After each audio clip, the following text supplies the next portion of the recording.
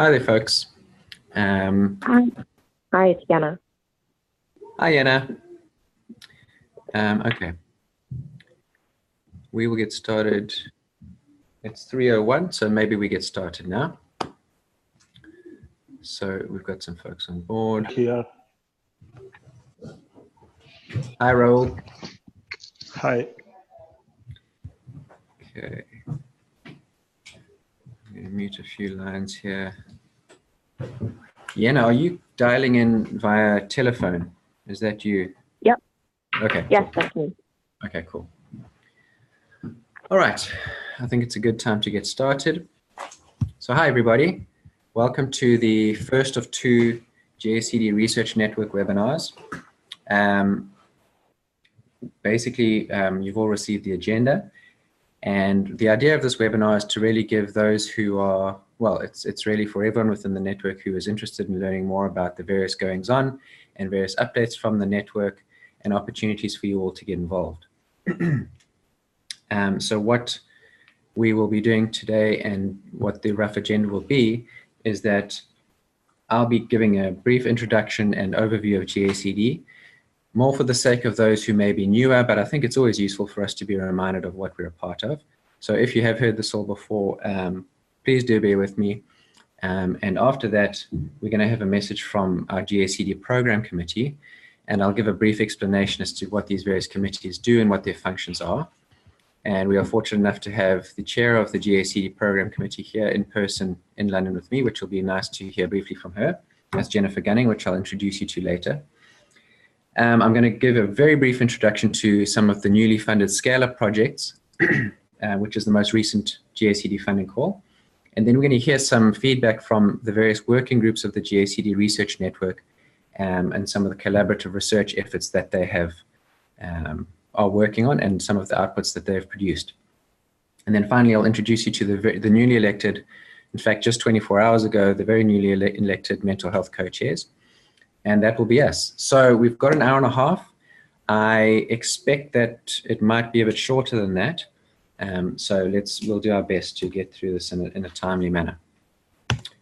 All right. Let me first get to the next slide. So by way of introduction, I wanted to introduce you to our interim CEO, Dr. Angela Hine. She is unfortunately not on this call today, but she'll be with us tomorrow morning. For those who happen to can't get enough of these calls, there's another one that is a duplicate call tomorrow morning. But just to let you know that our previous executive director moved on as of a month ago. That was Selena Gore, and I believe I sent out communication to you all around that. She's moved on to Women Heart in the US, and we wish her all the best. In the interim, while we look for a replacement for Selena, Dr. Angela Hine from the Medical Research Foundation, which is the institution that we are administrated through, will be serving as our interim CEO. In her absence, I'm going to give you an overview of the GACD and some of the offerings available to you. So for those who may not know, I'll be very brief in this, just to remind you that we are an alliance of national funders who fund chronic non-communicable diseases on a global scale. And the model itself is really one in which these folks collaborate in kind and in agreement on joint funding calls. And we have a common joint submission, or a joint submission portal for researchers to apply through. And we do our best to have a unified portal for those submissions, which then get distributed to the various agencies. For those agencies that participate, which is about 10 of them, they participate in a joint peer review process, and the projects are then funded autonomously through the agencies as they usually are. So just to give you a quick outline of what the structure of the GACD looks like, we have the strategy board, which are the heads of the various funding agencies that participate as alliance members, and they guide the strategic direction of the Global Alliance for Chronic Diseases. A subcommittee of those folks are our executive committee, which are a little more nimble in the decision making because the strategy board only meets twice per year. And then executing the plan of the strategy board is the program committee. And those are appointees from the various funding agencies. And so they have calls every second month to discuss the shaping of each funding call. And then we are the Secretariat, which is myself and 3 or 4 other colleagues who have various, I guess, responsibilities within the program. We have a communications manager, we have an executive coordinator, and we have a program manager. And that's us within the Secretariat, and there's a little diagram there for you to understand that. All right, so the mission of the GACD, I won't go through this in much detail, but it's essentially to fund chronic NCD research, implementation science research that is, and with the idea of building the evidence base to inform national and international policies under section 3.4 of the SDGs. And that's our new strategic plan that I'm quoting there. And we do this by investing in impactful NCD research, building implementation science capacity, and facilitating collaborations and partnerships to support these investments. So a lot of what we do and what we talk about, we have our research network and we have our funding agencies, and we have various activities within those 2 groups, and we try and bring those groups together for an exchange of ideas as much as is possible. And so this GACD it's really built around a reflexive approach through feedback from the researchers to the agencies, and from the agencies back to the researchers to shape the way that they see research being funded and executed. So a quick overview of the network that you are part of. The projects that are funded through the agencies, the researchers from within those projects form a network of researchers. There are 900 of you across 240 institutions, and the 5 programs that we have funded so far is to the tune of 225 million US.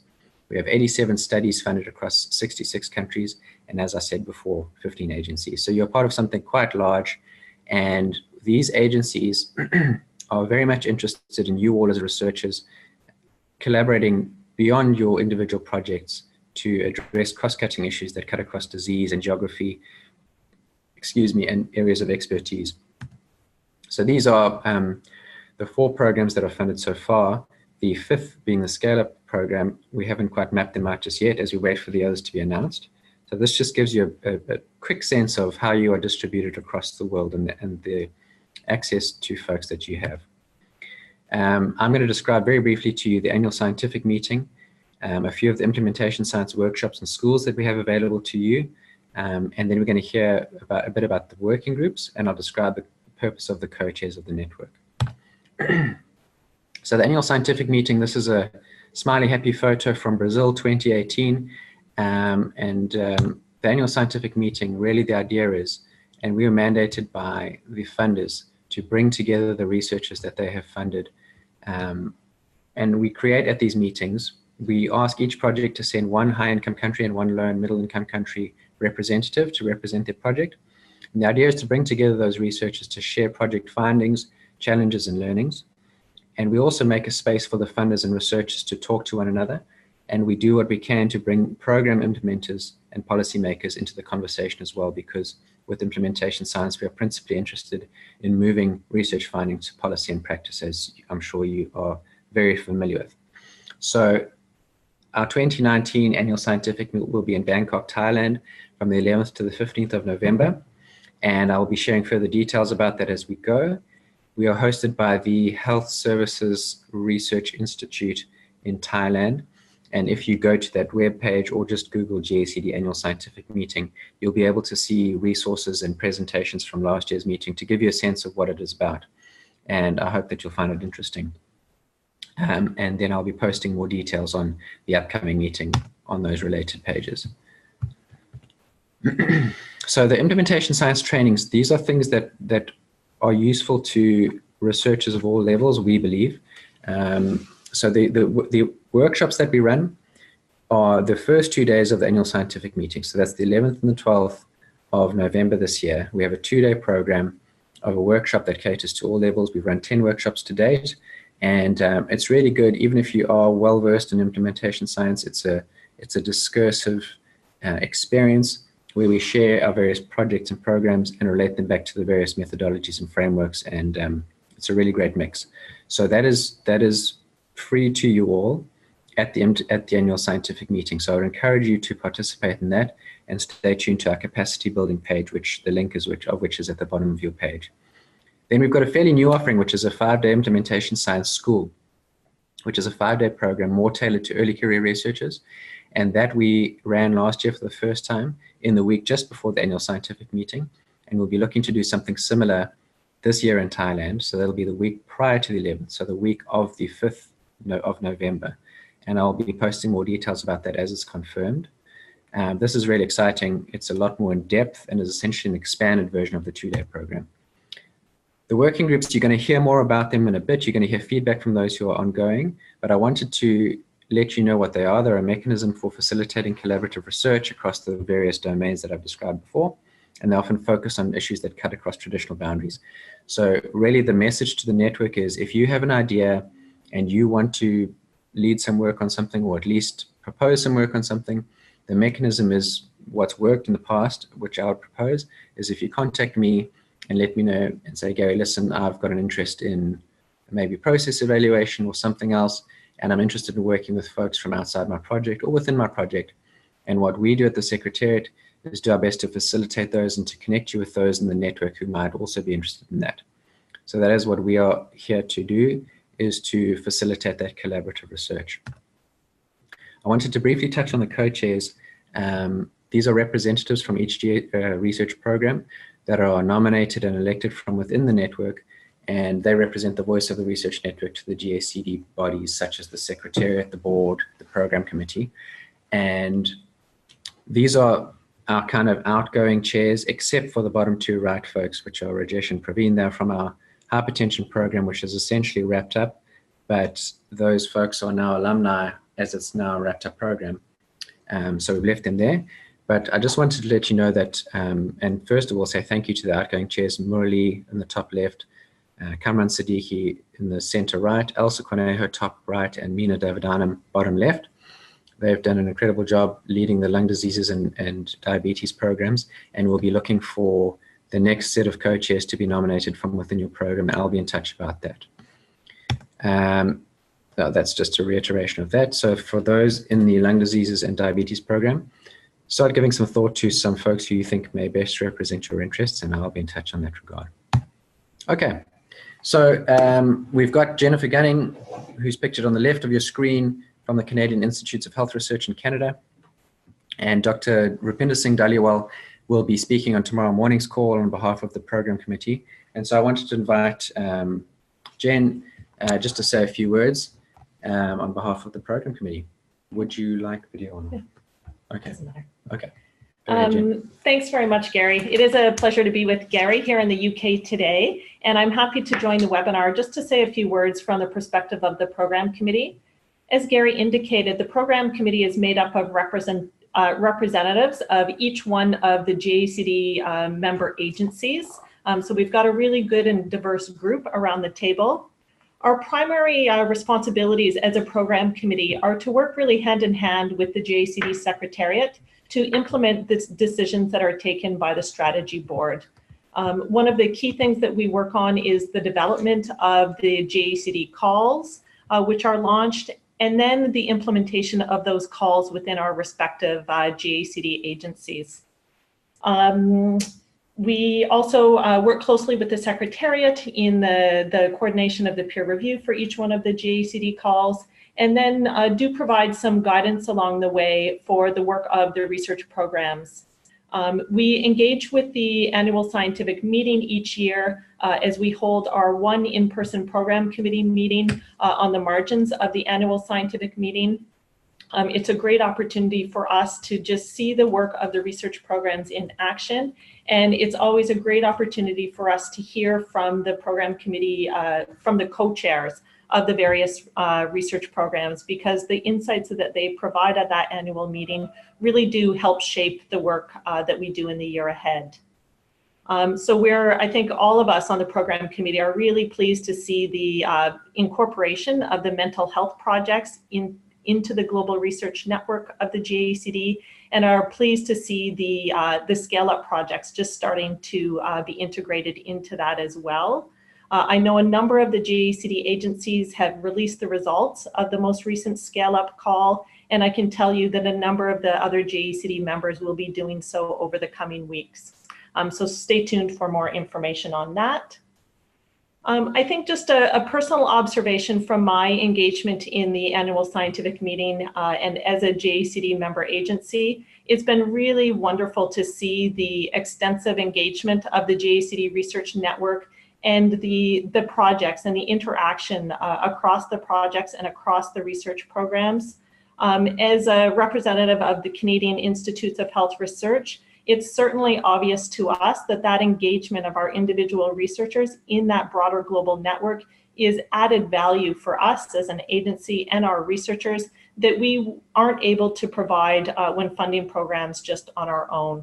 So for the new people on the call today, I certainly encourage you to engage in as many of the working groups or activities of the research programs as you have the capacity to do, because I do think it provides you with really unique opportunities to do things that you wouldn't be able to do just within your own individual project. I think the last thing I'll just speak to really briefly is Gary's mentioned the new strategic plan for the GACD, which we're pleased to see being launched over the coming year.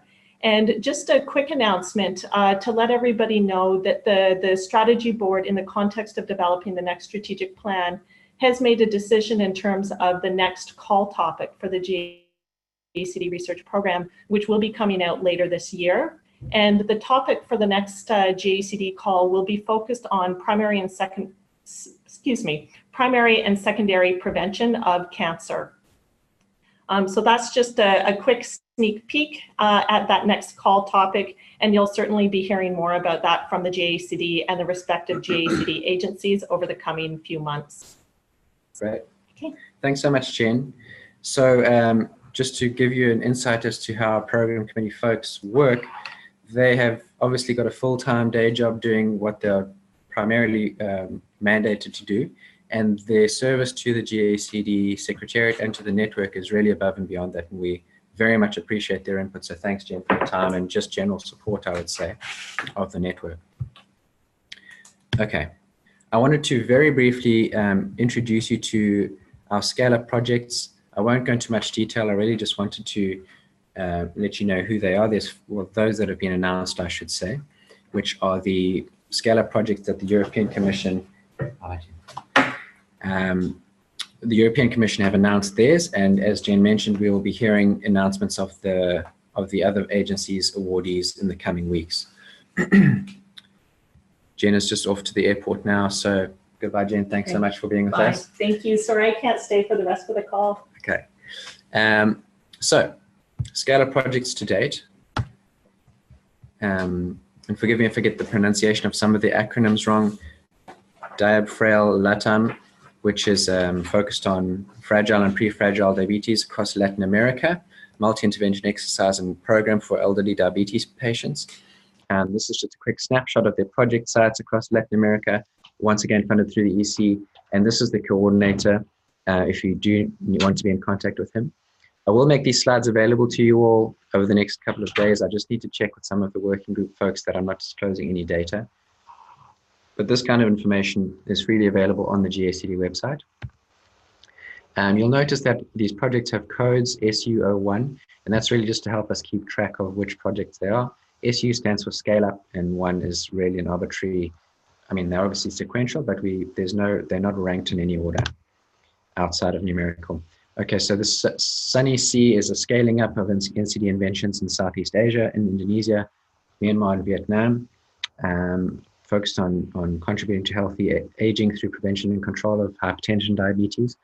Martin Posma being the coordinator of that project, if you need to get in touch with him. And a reminder for those who may not be familiar, the scale-up projects address projects, scaling up projects related to hypertension and or diabetes.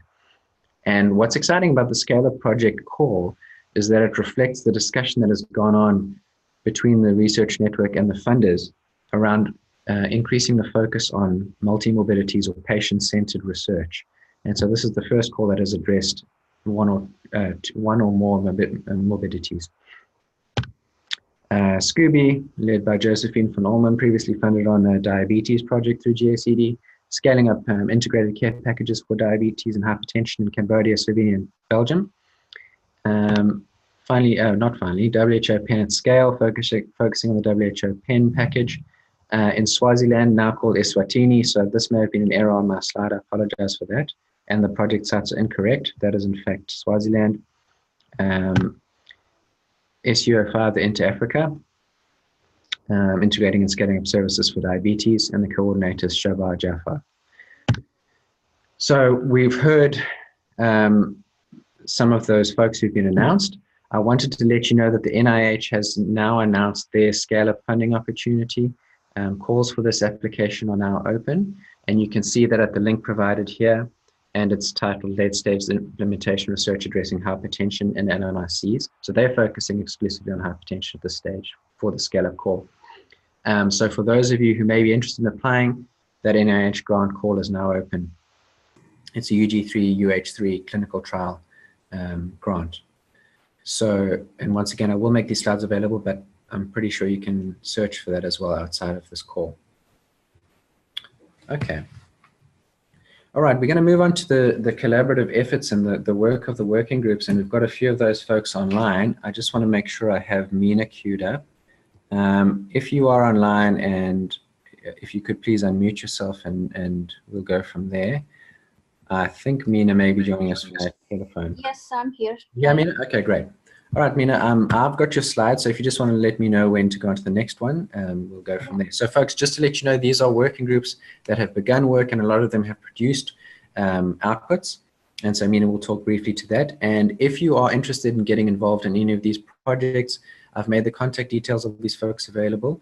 And a lot of the time, they may have come to the end of that particular section of work, and there's often an opportunity for you to take that work further, and I'm sure that they'd be open to that work and helping out. So over to you, Mina. Thank you, Gary. So I will present on behalf of the Context and Concepts Working Group. We actually started in 2015, and this working group was organized to look at how we're going to look at how contexts are actually incorporated into implementation research, and also to see, how different theoretical concepts, models, frameworks are actually used in this work. So that was the idea to bring this this particular group together. So Gary, next slide, please. So we have actually done 2 studies under this particular working group. So the first one focused entirely on the context. So we divided it into 2 because it was more practical to separate the context and the concepts part. So in order to look at how different implementation science projects incorporated or looked at context in their projects, we actually developed this framework from different sources. So it is modified from Taplin et al., but it has input from other sources as well, as you can see. Next slide. So we use this particular framework to develop a questionnaire, a survey questionnaire, which was sent out to the first 3 programs of the GACD, which is the hypertension program, the diabetes program, and the lung diseases program.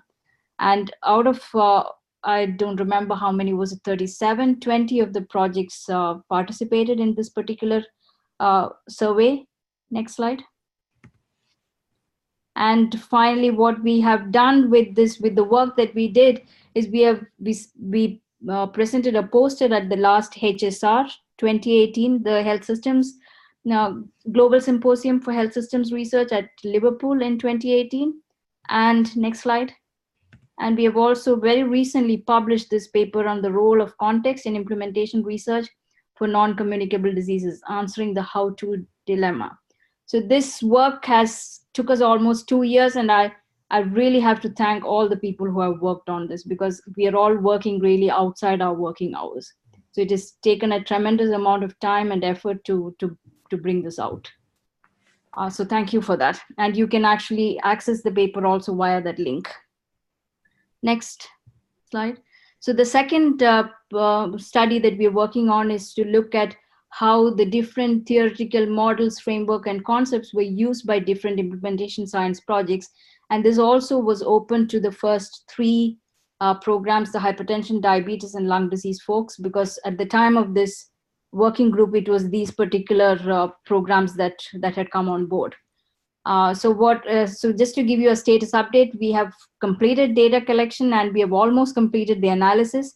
And just to give you a brief preliminary idea of what the results looks like, we used a framework analysis or a modified framework analysis based on a recent publication to understand how projects have used different theories, models, and framework. And what we have realized is that the main, if you look at the stream map, that it shows that mainly the models were used for different aspects of the evaluation process or to guide the development of the intervention. And also for other aspects, such as to convey the larger context of the study, to guide the implementation plan, or to enhance the conceptual clarity of the work that they're actually doing. So this is a very preliminary tree map. The one that we are writing up now, we'll have more details in it. And at this point, I don't want to go into too many details, but we'll definitely update both the research network and the working group on how this is progressing. So the first draft of this is currently being prepared for circulation, and we hope, is there a next slide, Gary? Yeah. So what we hope to do is to actually get that to the working groups for circulation by June and get it out in the fall before the annual scientific meeting. So where do we go from here? So the context and concepts working group is one of those cross-cutting issues that, that's relevant for implementation research through all time. So we have done some very preliminary mapping exercise through these two studies, but there is still a lot of work to be done. And based on some of the ideas that were raised during the ASM, two of the things that came up was, one is about deconstructing interventions to evaluate the effect of context or the adaptation of context. So what is the effect of that in terms of the interventions that were done and the outcomes that they evaluated? So this is something that that was raised by the funders, and I mean, we have discussed it in the core group, and we're not really sure at this point whether we have enough data to go ahead with this. But if anyone wants to pick it up, then we are most welcome to come forward, and we would like to discuss how we can actually take it forward. The second is to see whether we can develop some kind of a checklist or guidance to look at how to incorporate context data systematically into intervention development and implementation process. So that is probably something that's more doable immediately if we think about it, because collectively the research network has a lot of experience in this process. So that could probably be more doable as a first step. So if anyone is interested to take this forward or to work in this working group, please feel free to contact Gary and me, and we'll help you set it up. Yep, thank you. And okay, so I'll continue with this. So we have another working group on data standardization, and as part of that working group, I've been working with the diabetes data dictionary, and so I'll give an update on behalf of the folks in that group. So next slide.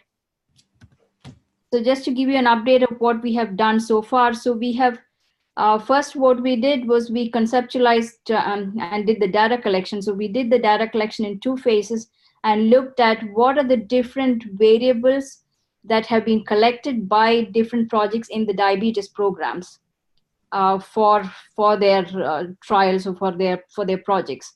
And I mean, this was based on a survey that was sent out to all the projects, and to ask them, have you actually collected this variable? If you have collected, how have you collected it? And if you have not collected, would this be something that you would have been interested in? So we have collected that information, and we did some initial analysis, and we complemented that with the Delphi panel. So we did a Delphi panel with about 88 experts in different domains, in different disciplines. And what we are trying to do now is actually bring the two parts together, the first part and the second part. So the idea is to write up this manuscript looking at what is the basic data that we're looking at for diabetes programs in terms of implementation research.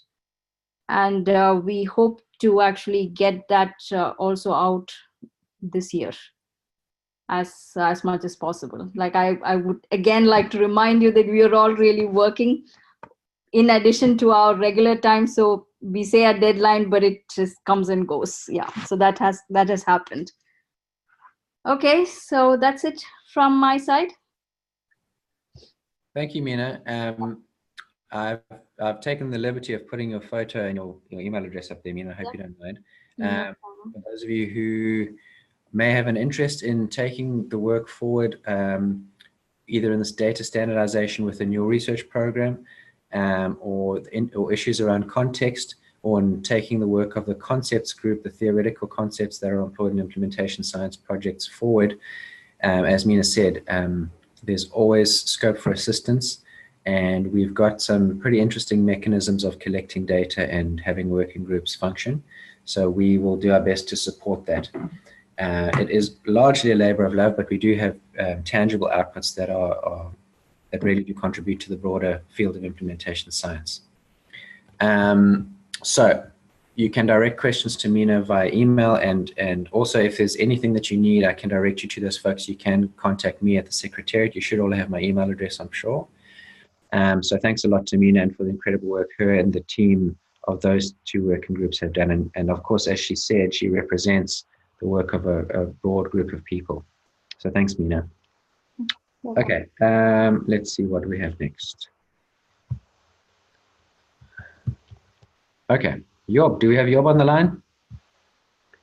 Let me see. Yes, Hey, I had to unmute myself. Hi, Gary. Hi, Job. Would you like to go ahead? Yeah, so we start with the council COPD update from. Yep.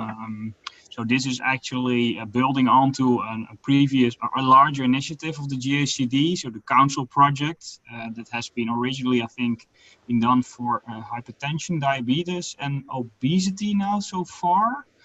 Currently in Brazil at the GACD conference, we noted that it had not been done for COPD, while there would be a current need. And I think also for depression, we will have an update today. So it's a larger project focusing on guideline differences, or basically the applicability of guidelines differences between high income and low income countries. You can see whether they are basically fit for local circumstances and resources and cultures. Yes, so Gary, I think it's on the next slide, the background. Sure. Yeah, well, this is basically what it said. So it's part of a the broader council initiative for diabetes and stroke. Those have been published already. And the aim of the current project within council is to identify gaps in guidelines for the management of COPD in low and middle income countries compared to high income countries. And this is also the work of a large group of GACD researchers, all working together, trying to identify as many as possible, or basically all COPD guidelines, national guidelines that are around.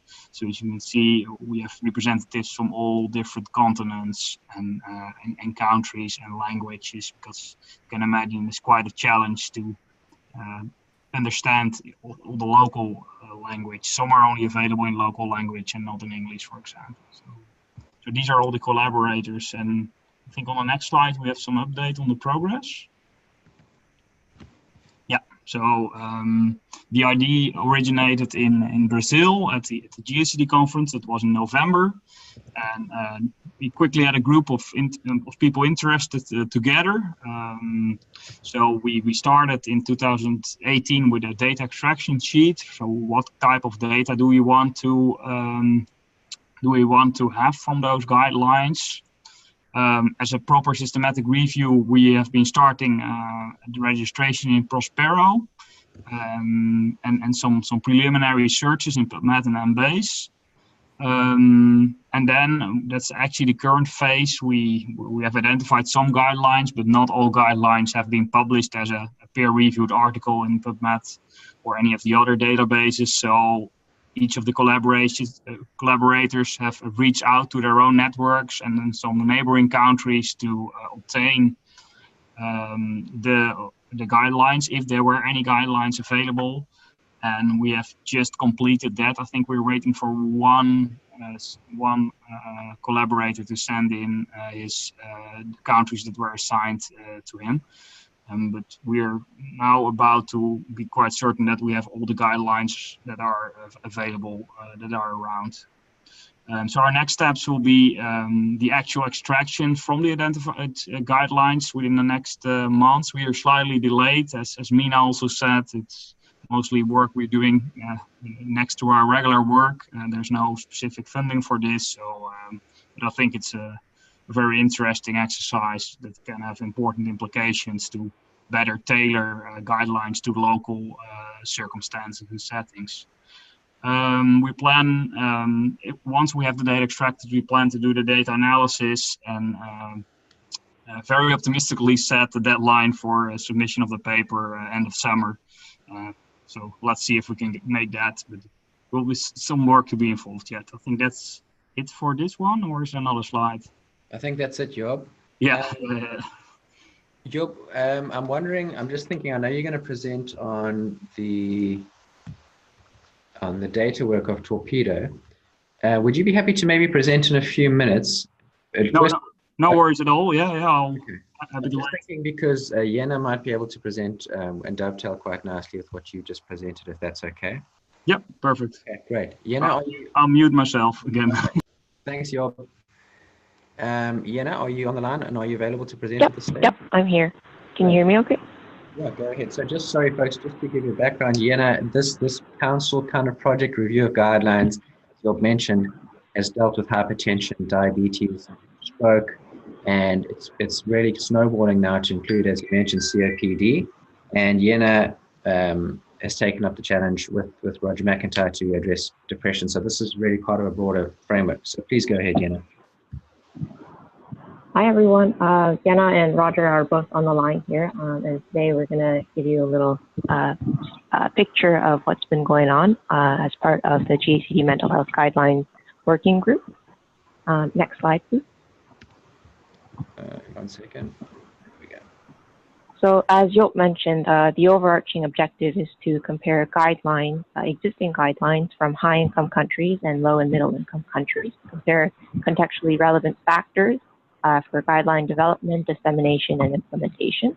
And the overarching objective is to hopefully inform future guidelines to improve health outcomes and cost effectiveness and the implementation of guidelines. Next slide. To date, we have 55 collaborators in 30 countries, and that's largely been thanks to the help of Gary in reaching out to our network. Most of our collaborators are either members of the GACD or one step removed, so someone within the network who Gary put in touch with us has referred one of their colleagues, so they've been really helpful. And I've highlighted on this map here the distribution of our collaborators, and in red are high-income countries, and in blue are low and middle-income countries. So we have a very diverse group. Next slide, please. So the deliverable of our project is to submit a manuscript systematic review of national and international practice guidelines for the management of depression in adults with bipolar or major depressive disorder. And our study protocol is registered on Prospero, and you can see the link on the bottom. Next slide, please. Our outcomes, I just want to provide a quick overview of what kind of outcomes we'll be collecting. It'll be similar to the one that were previously done by Myoa. And we'll be assessing the quality of guideline development processes, aspects of translatability, applicability, and content of the recommendations, as well as aspects of stakeholder involvement in guideline development and implementation. For example, who wrote the guidelines, what discipline the authors were involved in, if they included patient representation, and so on and so forth. And more details can be found about our study outcomes in our Prospero registration. Next slide, please. So we started our project in November at the annual meeting, actually, was when we had the idea, and Joop and I were talking about it. So he went with COPD, and I went with the depression guidelines because there was a gap in the need for that. In December, we sent out a call to the GACD network, reaching out to potential collaborators. And since then, we've completed a systematic review in 16 medical databases in 5 languages, reviewed over 9,800 abstracts in 13 languages, completed a review of over 350 full text in 18 languages. And we are currently extracting data from about 100 guidelines. And we hope to complete the project and submit the manuscript for publication this summer. Next slide, please. We've identified national guidelines for 62 countries. And in red again are the high income countries, and in orange and light blue are the middle income countries, and in the darker blue is the low income countries. And you can see where we're missing guidelines, and I thought it'd be an interesting way to share where our guidelines are.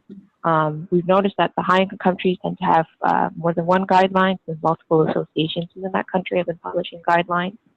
But this is just a preliminary overview, and we're still hoping to fill the gaps in potentially missing guidelines or countries here on the map. And we are currently looking for more collaborators from Bosnia, Czech Republic, Turkey, and Serbia, to name a few. So if you know anyone, or if you're interested, or you can speak other languages, please do contact me and Gary and Roger. And yeah, that's it. Roger, did you want to add anything? Yeah, just a couple of comments. First, Gary, thanks for your assistance and collaboration, and thanks to many around the world who are assisting in this process. I think a very important and high impact process. It's been an extraordinary undertaking, the largest of its size I've ever seen, and certainly it's been just fantastic to have folks around the world on board. And I think we've got a fairly representative sample across the different economic strata, countries designate, but certainly, yeah, to Yenna's point, that if in fact others know of or could refer colleagues from the countries that Yenna had mentioned, and maybe a couple others, would be great. But it's been an enormous undertaking. We're very excited about it. It's an extremely high impact for what we're trying to do. Thanks, Roger. Thanks, Yenna. Yeah, just to echo Roger's point, this has been a mammoth undertaking, and it's been really encouraging to see how the work of the earlier council group, which was initially hypertension, those folks working in the systematic reviews really developed quite a robust and quite a streamlined model for undertaking exercises of this nature across so many geographies. And it's been fantastic to see the speed at which this is taken and the complexity of it, and it's been executed incredibly well. And we really thank those who've gone before us to kind of shape these processes, and really congratulate those who've taken up this exercise. So this really is a call to folks who may be interested in participating in this review itself to contact Yenna and Roger or me. And if you have any groups of guidelines that you may be interested within mental health in conducting a similar exercise for, again, Yenna and Roger have got a great framework to execute that within. And so the idea is for us to learn from one another and add to the body of knowledge. So thank you once again, Yenna and Roger, for being on the call and presenting that. All right, so Mina has already presented on this. She had to jump off the call. So I'm going to invite Job to come back on the line if you are there, Job. And so we have efforts to try and standardize and harmonize data as much as is possible and feasible within the research network and within your programs. And the efforts of the diabetes program has been described by Mina. The hypertension folks have done something similar, and we actually have a data indexing platform in which we are characterizing the data collected by GACD projects. And we've done that for the hypertension folks. We're about to upload that onto a shareable platform for the diabetes folks. So you can search for whatever data has been collected by the various projects and contact the PIs if you wish to collaborate. So those are Mina's. Job, if you're there. Yes, I'm there, Gary.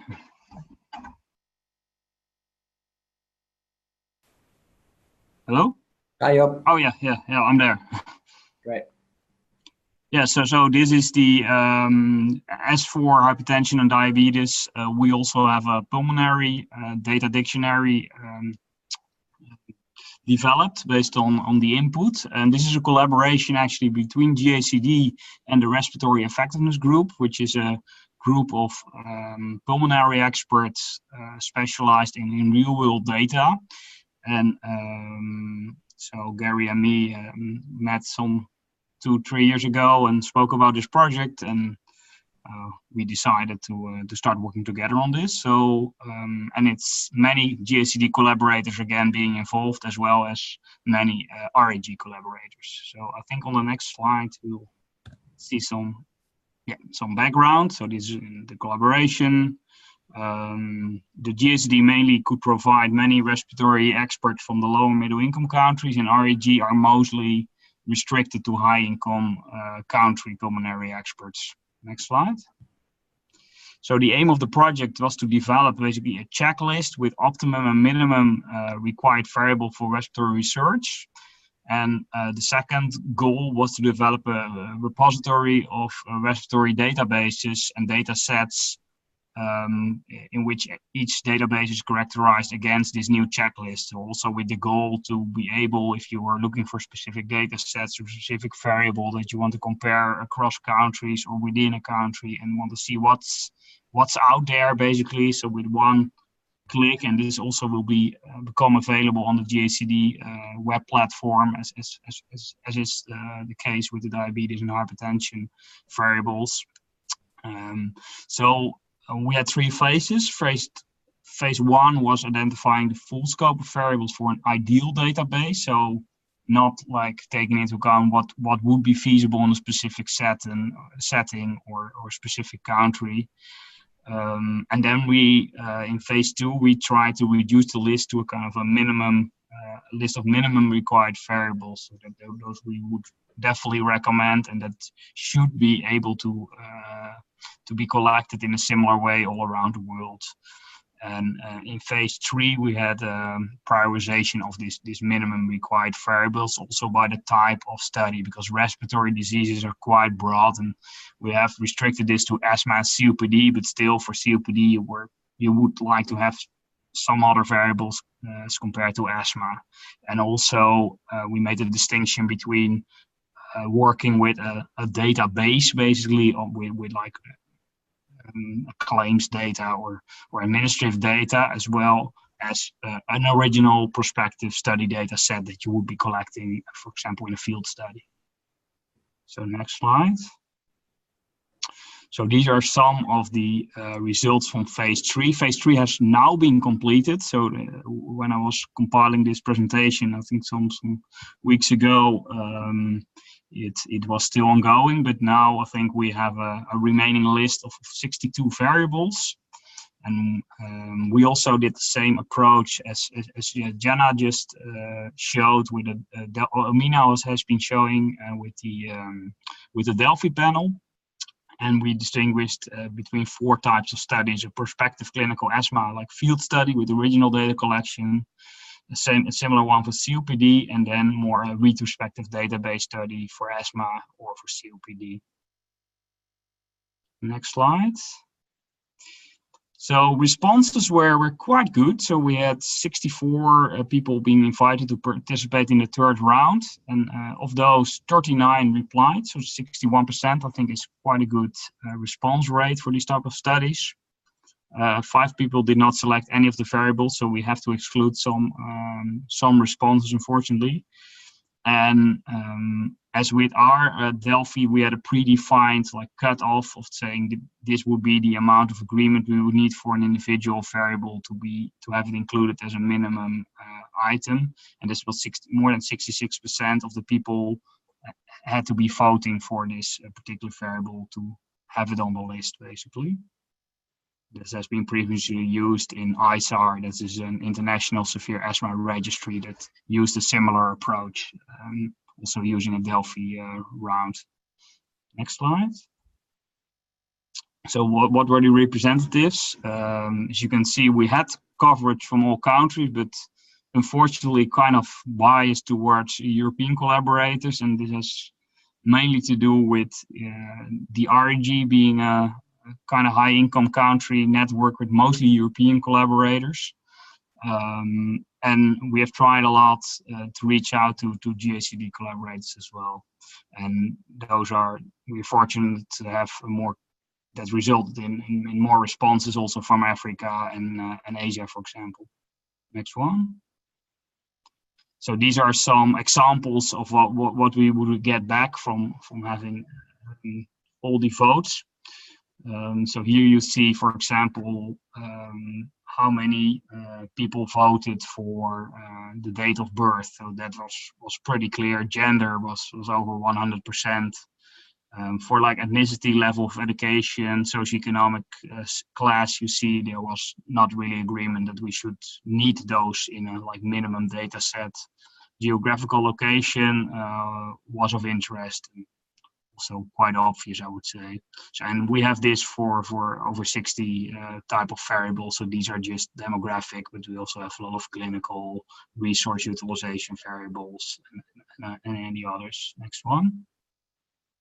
So our next steps is so we just completed the third round, so we still have to work on the data analysis and then write that up for a scientific publication. And the checklist will hopefully be available soon on the GACD platform. Next slide. Yeah, that's it. Thank you, Gary. You're still muted.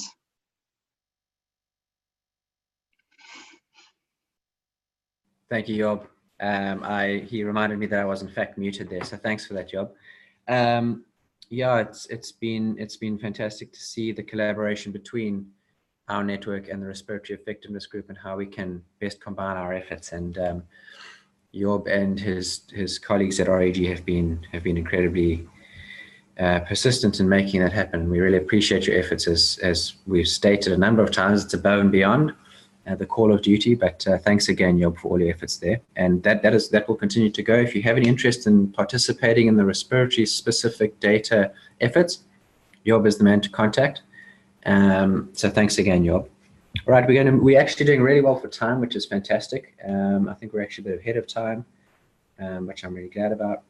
And so I'm going to hand over to Melissa Pearson, who will give us a quick update on the efforts of the data harmonization of implementation measures in the mental health folks. Melissa, are you on the line? Hi, Gary, I'm here. I don't know if you can hear me. You're quite soft, Melissa. Can you hear me now better? Yeah, that is better.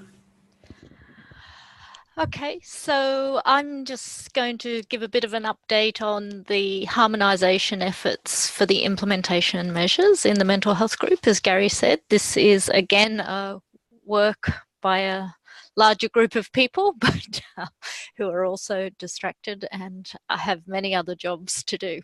Anyway, next slide, thanks. Okay. Okay, just click all the way through it.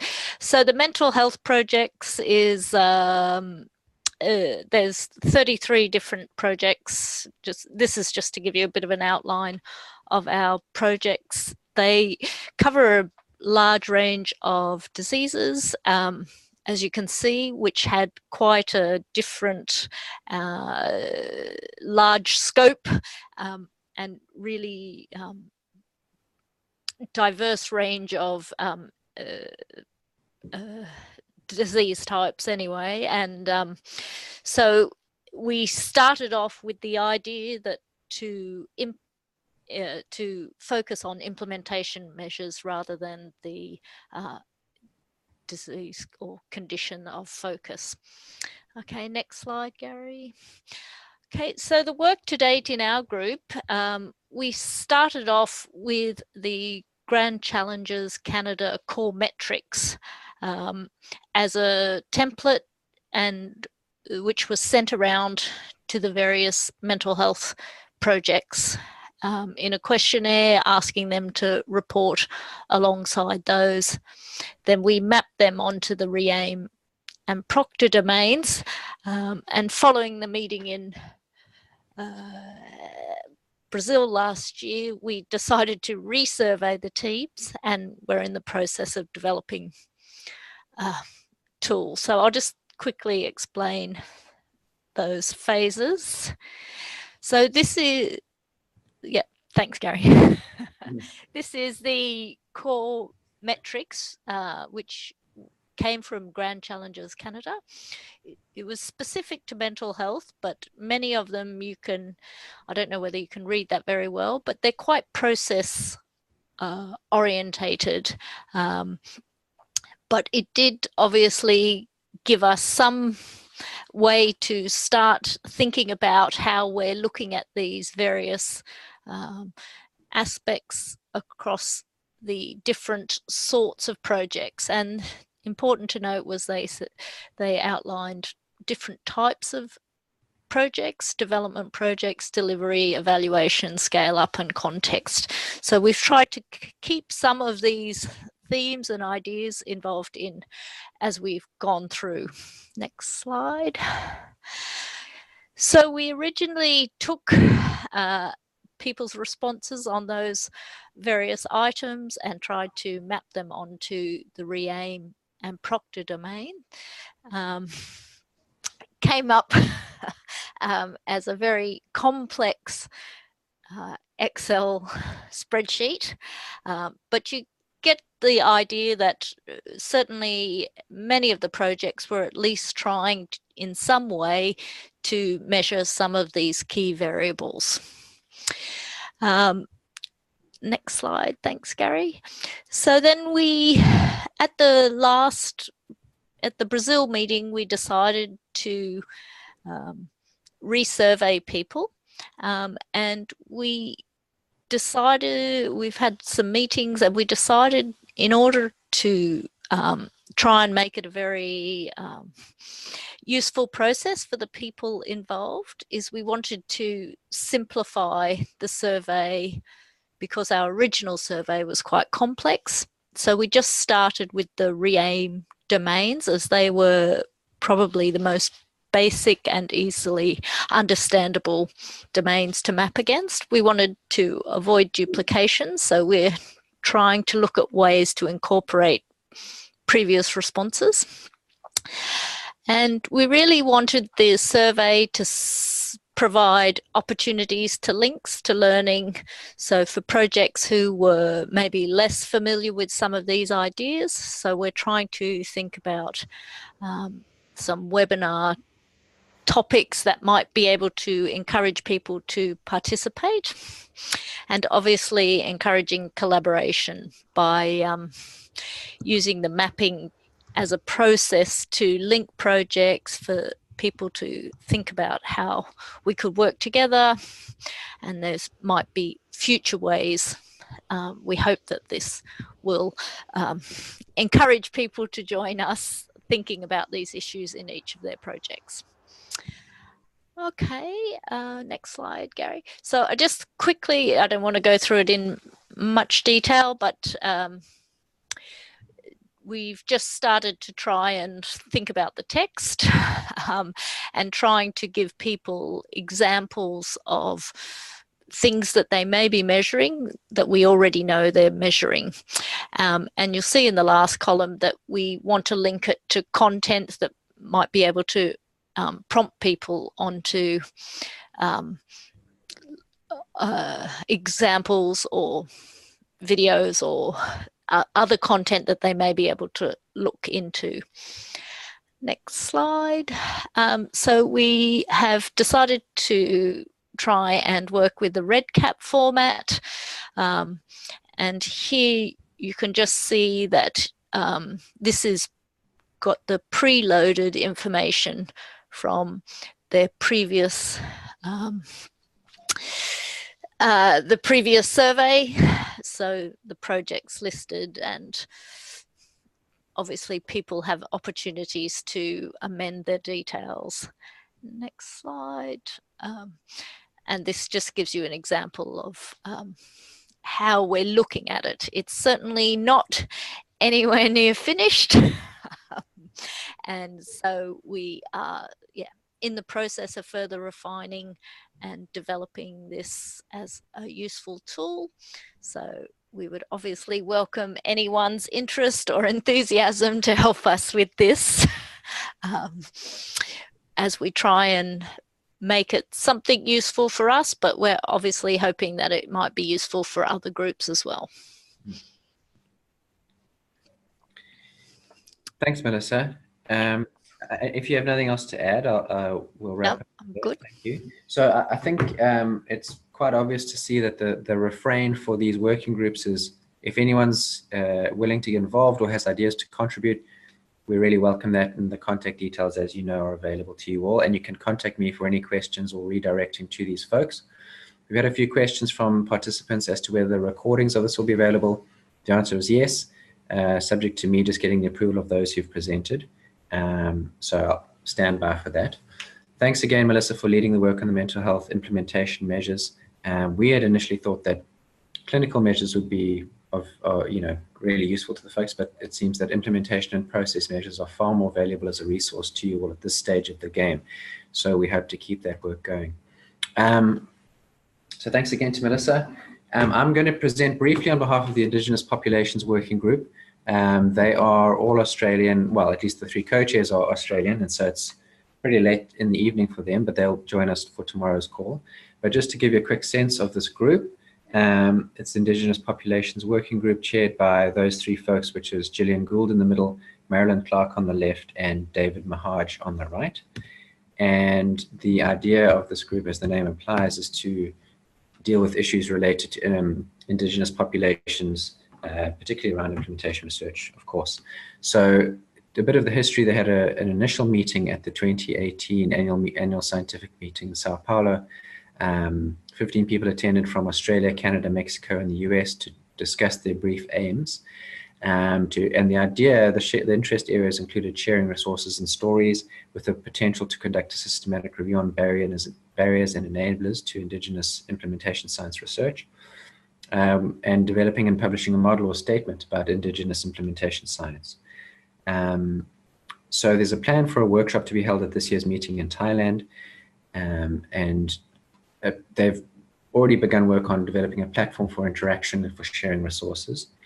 And I'll share the contact details of these folks if you'd be interested in that later on. So it's a group leadership model chaired by these 3. In the middle of your page there, that email address is gacd-indigenouspopulations@uonstaff.edu.au. You can contact that email address if you'd like to get involved. And the actions, as I mentioned before, are to develop a systematic review protocol, and there are request involvement from the group. So if anyone is working with Indigenous populations, please get hold of them, and there's a great opportunity to share learnings as well as produce some interesting outputs. Right, so there's some information on further items for further discussion and action. They've sent out a bunch of emails to invite people to respond. They're still looking for people to help with the work of this group. Planning a meeting next week with the co-chairs, and I'm sure we'll hear from them thereafter. And just a quick note that members are asked to voluntarily declare their Indigenous status. And that's really it from that group at this stage, I think. I'm sure that they will have much more interesting things to share than I do. But these are the email addresses of the co-chairs of this group if you're interested in getting hold of them: Gillian, David, and Marilyn. And we'll leave it at that for the Indigenous Populations Group. But really a key area for the GACD, both as funders and researchers. John Hurst, and I'm sorry to be rushing through this, I'm conscious of time. The Multi-Morbidity Working Group, John kind of had the vision to run with this initially in 2017, and so he's unfortunately, well, fortunately for him, he's on leave this week with the Easter weekend. He sends his regards, and so I'm briefly going to talk through his slides. And once again, if you have an interest in contributing to the work of this group, contact me or John, or anyone else that's listed really on these slides. So to give you an overview, obviously the idea of, or the concept and the priority of addressing multimorbidities and LMICs needs no introduction regarding the scale of the challenge. The group itself feels that while there are multiple outputs out there and voices in the space, as GACD researchers, the group feels that they should say something, and that the unique collaboration and expertise represented by this group gives something important to say, in that it's an LMIC and implementation science group, multi-professional, multidisciplinary, collaborative. We have a few interesting resources at our disposal, including data dictionaries, outcome definitions, and the ability to influence policy by our access to funders and to policymakers and program implementers throughout the network. And the demonstrated ability to influence the shape of funding calls and leveraging new funds. So that's part of the rationale for the group. So to recap things that have happened, there was an initial discussion, calls, and a GACD statement has been published in Lancet for Global Health, Lancet Global Health, and that is kind of an executive summary. By the way, all of these publications are available on the GACD Publications and References page. That's GACD Publications and References lists all the individual projects as well as the jointly published outputs. So if you just Google GACD Publications and References, you should find all of these there. So that's been done. The policy brief is in development. I'll share the updates shortly. There's also potential interest in combining data sets, conducting a multi-morbidity research prioritization exercise. So I think key to all our working groups, but it's good that John's pointed this out, the principles of the group include inclusivity, transparency, and ensuring that everyone's contribution is listed appropriately. If that's through authorship, it needs to adhere to the ICJME guidelines, but those who do contribute are absolutely listed as contributors. So as I mentioned, the multi-morbidity statement published in Lancet Global Health, that's on the right. The full statement on the left is available on our website. And so the themes that I've identified related to multi-morbidity research and GACD programs is the relevance of multi-morbidity to all healthcare providers or professionals, recognize it in multi-morbidity and healthcare provision.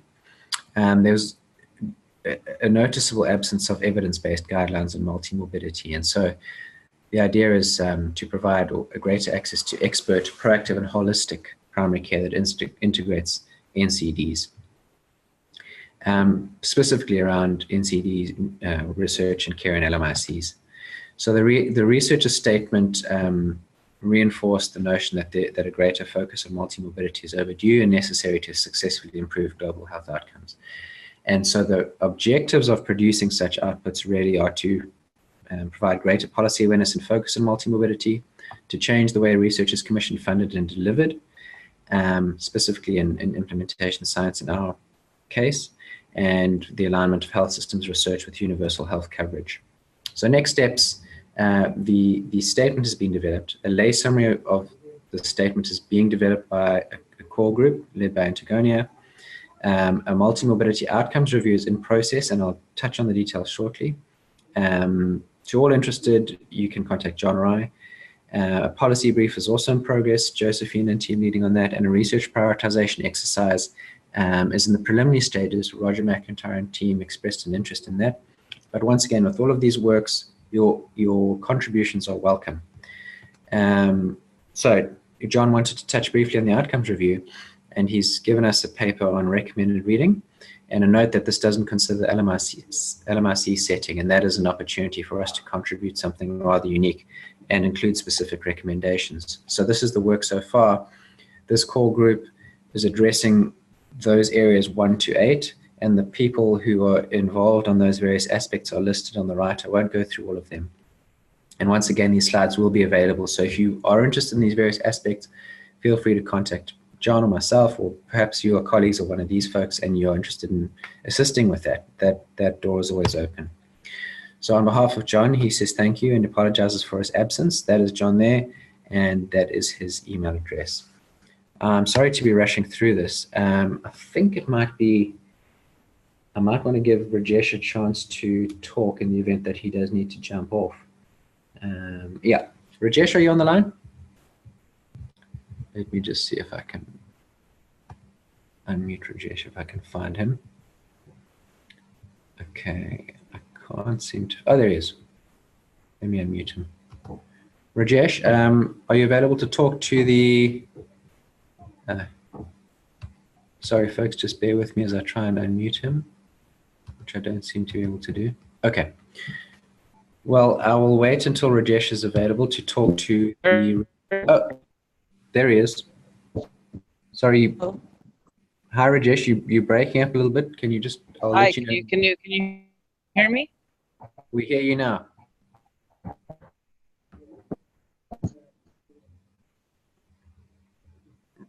Battling to hear you now, Rajesh. You seem to have disappeared. No, it's quite a bad connection, Rajesh.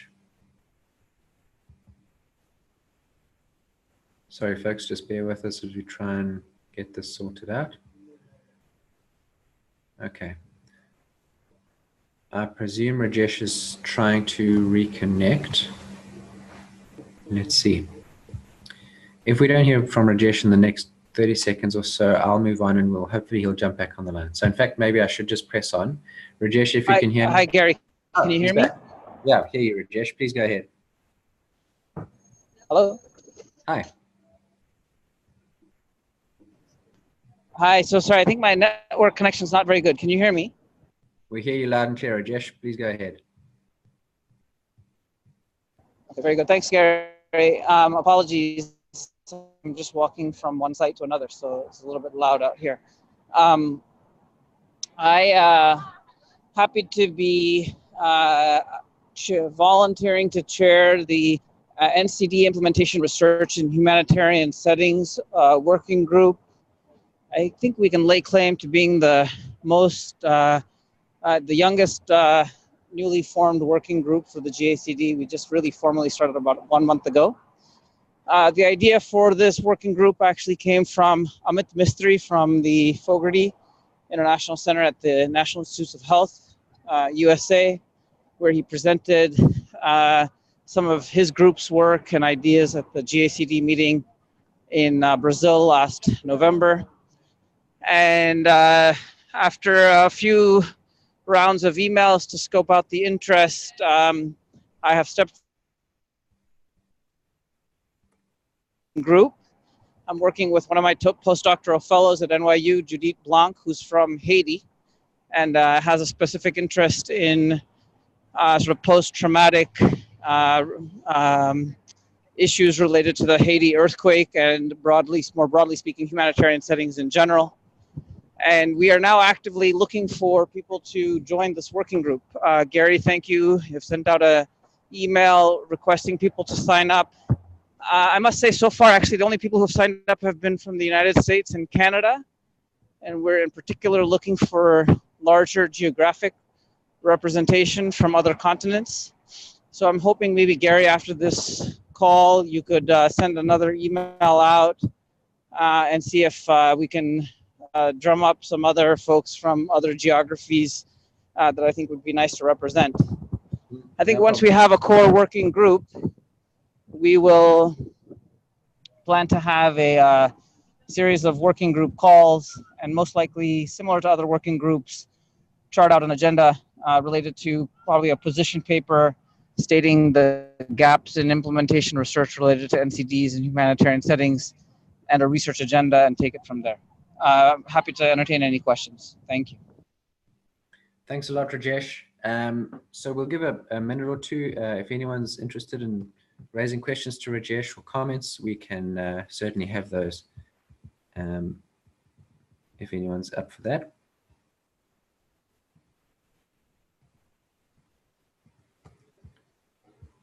Okay, it doesn't seem like we have questions at this stage. If you do have a question, feel free to put it on the chat or unmute yourself and interrupt, and we'll do our best to give Rajesh a chance to answer. If you do, here we go. Okay, great. So Lal Royal's just commented, I'll put him in touch. Lal, I'll make a note of the fact that you're interested in that group. And if anyone else is interested, please get in contact with me or Rajesh, and I'll certainly connect you two together. So unless there are any other questions, we will move on. Rajesh, thanks for being available. Feel free to direct questions to Rajesh or myself regarding that. And again, on this call, if you have a question, unmute yourself and please go ahead. But in the meanwhile, I'll crack on.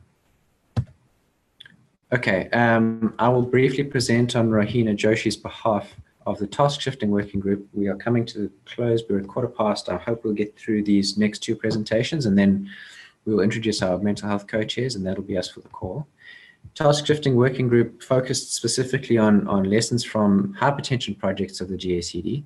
That program has now concluded, and those folks who were part of that program are now part of our alumni network, and we welcome them to participate in ongoing collaborative research efforts around that. So Rahina led work on the task shifting of hypertension. So if any of your projects out there have task shifting components and you're interested in describing the learnings or building on the work of Rahina, get in touch with me or Rahina, and we can connect the two of you and move things forward. The idea was to document lessons learned. So Rahina will be on tomorrow's call. I'm presenting today, and as I mentioned, the idea of this particular working group was to document those lessons, identify key challenges and opportunities around task shifting. So they identify the types of tasks shifted, the levels from which they were shifted, the training provided and the challenges faced, and provide more detail on the lessons learned and the design to implementation changes that emerged. Again, I'm going through these quite quickly. The slides will be made available to you, and this publication is available. They surveyed 8 studies across 9 countries and looked again at the levels and tasks shifted.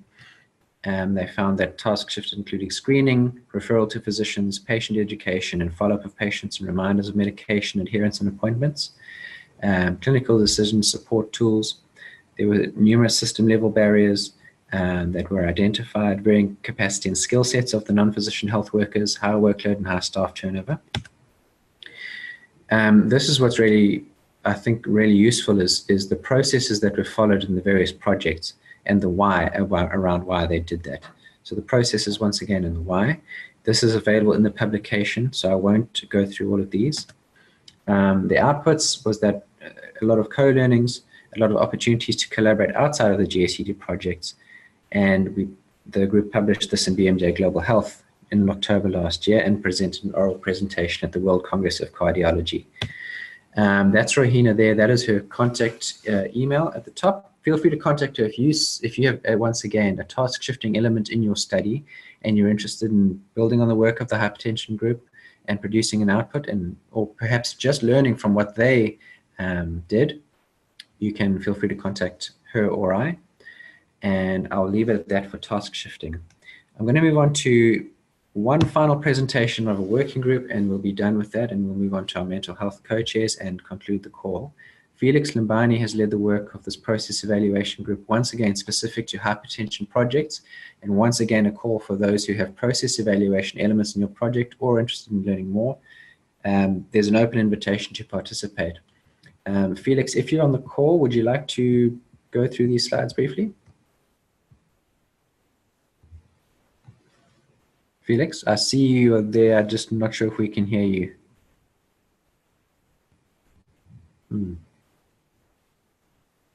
Okay, I see Felix is on the call. I see he's unmuted, but it doesn't seem that we can hear him. So Felix, if you just want to keep talking, I'll let you know as soon as we hear you. In the interim, I can start. Can you hear me now? Yeah, we hear you, Felix. Loud and clear. All right. Hello to everyone, and my apologies for the background noise. But basically, I think as as Daria has put it, the process evaluation working group is one of the oldest working group that started, I think, early in the 2013. And can you move to the next slide, Gary? Mm-hmm. Yes, and just briefly talking about its background is that I think one of the issues that came out among most of the research teams was that they were working on a variety of complex interventions, and most of them, they were incorporating process evaluations to support the primary outcomes of their trials. And that's what interested people to come up with a working group on process evaluation. Next, Gary, please. And basically the idea was to share and exchange ideas and again establish everyone's relative experience with the process evaluation. And again, this is the background that most people had talked about process evaluation, but the approach and the modalities of how to do it was quite not sure, and it was not very well or clearly expressed in their protocols. And we thought that this was a forum where ideas can be shared and we exchange on resources. Yes, please, Gary. And what have we done since 2014? One of the things that we did in the beginning of the process evaluation working group was to invite an external resource person to interact and talk about process evaluation. But again, we also produced a set of guidelines for process evaluation, and basically this was an adaptation from the guidelines that MRC has produced on process evaluation of complex interventions. We conducted a mapping exercise to understand what the different teams are using, or their approaches to process evaluation. We've conducted a series of process evaluation meetings, one just to give each other updates on what we are doing with our process evaluations, and what experiences do we need to share in terms of challenges and any other things that we wanted to share. We've also shared resources, but again, linked to the issue of the mapping exercise, we started developing a joint paper on our different approaches to process evaluation. And I must say that at the moment, we've just submitted, or we've just responded to feedback from reviewers. And this was a paper that was submitted to BMC Public Health. And basically, it addresses the different methodologies and the different approaches that members within the hypertension working groups use in their process evaluations. Next, Gary, please. So basically, that's the journey that you've gone through as a process evaluation working group. And I must say that apart from working on the joint paper, the group hasn't been active, at least for the last 1 year. And I must say that I think just as the task shift working group, the process evaluation working group started with the hypertension teams. And you notice that most of the projects in those teams are closed up, or some are closing up. And there hasn't been enough left for the other teams to take up and move on with the process evaluation working group. Yes, Gary. And as a way forward, I think it is a emphasis on the new and emerging teams, if they see the need to take up the process working group, the process evaluation working group, if they see a need to reflect if there is need to sustain the working group. And if that is the case, I think it would be important that a clear roadmap on what would be the objectives should be discussed and agreed upon. And I think it would be important that people should volunteer and come up and champion the process. But as I said, I think this working group has mainly been participated for those that are in the hypertension teams, and now that the projects for the hypertension teams have been closing down, I think the new and emerging teams need to reflect if this is an important working group, and they need to take it up and and sustain it.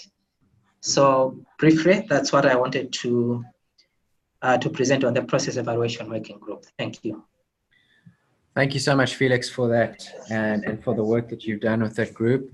So as Felix mentioned, this is one of the oldest working groups, and I would say we learned a lot of our lessons through this working group, and so in and of itself has been a fantastic experience. So we really thank you for that. So that's it in terms of our working group feedback, folks. So once again, I think it's your network. This is your network to shape and your network to participate in and lead on as you see fit, and the opportunities that present themselves. So I really want to say a heartfelt thanks to those who take the time beyond their incredibly busy day schedules to contribute to these working groups. It means a lot to the funders. It means a lot to me personally. So thank you. All right, so we've come to the conclusion of those working groups. Once again, if there is any interest to lead your own working group, feel free to contact me and I'll do what I can to support that. We've got a pretty good framework of how to make those things move forward. So the invitation is always open. As I mentioned earlier on the call, we have co-chairs for each of the research programs to represent the interests of those networks. And I haven't asked the two mental health folks to say anything, but they're on the call, and I just wanted to allow them the opportunity. So if they wanted to say a few words prepare yourselves for that. If not, it's totally fine.